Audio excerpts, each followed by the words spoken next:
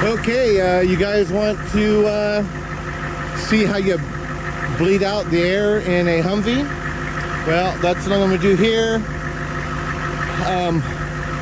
As per my last video, the hydraulic pump went out and it just sprayed oil every damn where. The bearing went out in the front and it just came out, and then of course the fan blew it everywhere. Luckily I wasn't too far from home. I'm going to move this over here so we can see the tire as well. Yeah, so as you can hear, there's some whining going on. And you know, when I very first got this vehicle back July 1st, and then got it running, I don't know, a few weeks later, a month later, whatever it was, there was whine like this. And I had to, it was like a little low on fluid, and actually just driving it, it went away. But this is how you can get that whine to go away, because that's air in the system is why it's whiny like that. Let's see, you can see the brake pedal. So I'll be doing the brake pedal and also the steering together.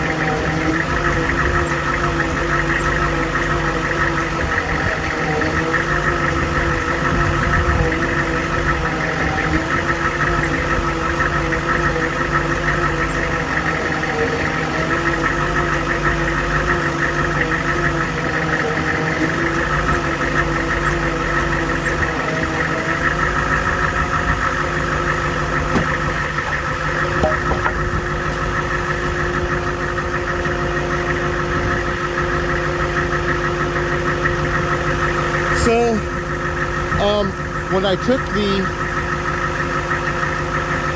the top off of the reservoir earlier to check on it, you know, I had to put some more fluid in. One thing that I did notice was that the fluid was rather, it was aerated. So, going all the way to the left, all the way to the right, you just go back and forth a bunch of times. And so with this, I mean, I'll probably just wind up doing like I did last time, and then just driving it around, and that aeration will slowly just work itself away. You know, I mean, do I want to sit here for 30 minutes and going back and forth to the stern wheel when it'll just work out on its own like it did the first time? You know, probably not.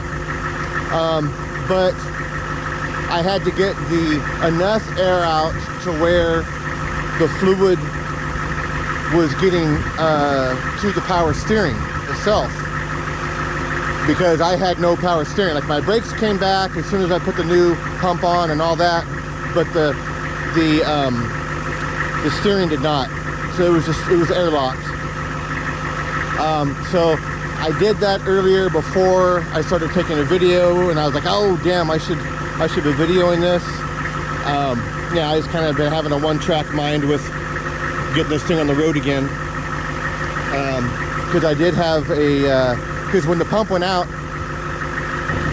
I had been driving it around town. I had to go to a few different places that were like in opposite directions. When the pump started to go out and spurting oil, I was at least driving it for an hour and 15 minutes, maybe even a little bit longer when that happened. But up to that point, you know what, things were going really good. I was getting comfortable with driving the vehicle. It goes down the road just fine, and it doesn't pull. It doesn't,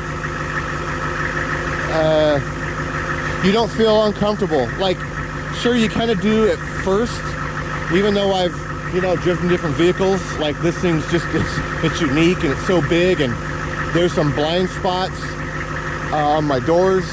And so I'm actually going to be doing the window cutout differently, and my window system differently than I planned, because blind spots are not good. So, but anyways, yeah, I was getting comfortable with it, and it was driving nice, and you know, it's the turbo 6.5, and you know what, the thing has plenty of get up and go, and like, I wasn't even flooring it or anything, and not that that would really matter too much in a diesel, but like, I wasn't pushing it hard, and you know what, it got up to speed just fine. You know, people that want to complain about, oh, it rides rough and has no power, sure, maybe the 6.2s, and I mean, honestly, no diesel should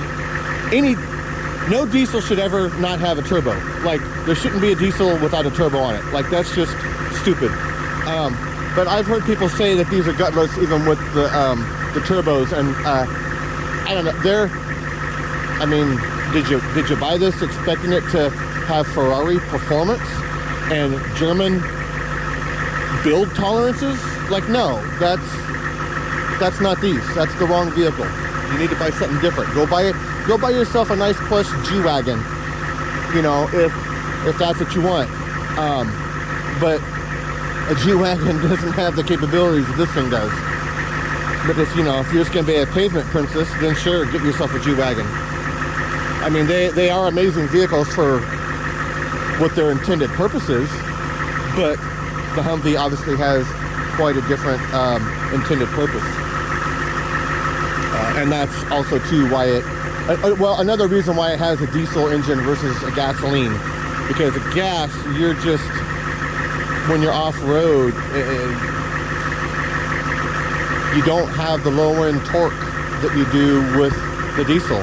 And when people want to do engine swaps on these things, sure, you know what, it'll be a lot quieter down the road, you know, definitely. And that's, I can understand how that's a big deal to a lot of people, but if you're going to really be going off-roading, you don't want to put a gasoline engine in this thing. Like, you just don't. But anyways, you know, people learn that the hard way, if they don't want to take advice from others.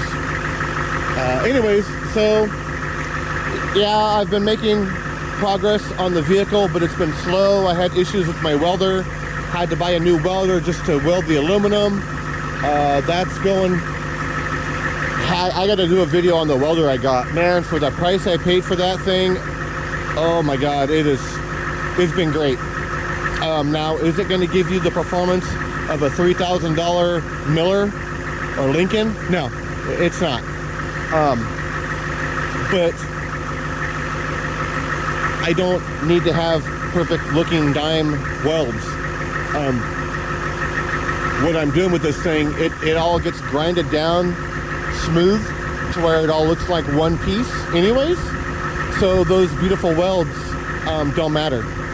And even structurally, it only halfway matters, because this thing, I have, you know, 1/4 inch structural rivets. You know, these rivets are stronger than the rivets that AM General used to build the Humvee with. But you know, the welding is for the for being watertight and the aesthetics, you know, and all that. Like, you know, I'm trying to produce a top quality vehicle here, and yeah, there's just certain ways you go about that. Anyways, let's see here.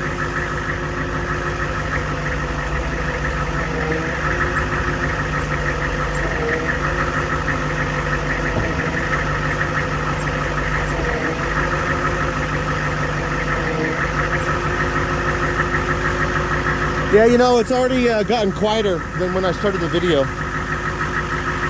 The whine isn't quite as loud, or I'm just getting used to it, but it seems to be getting better.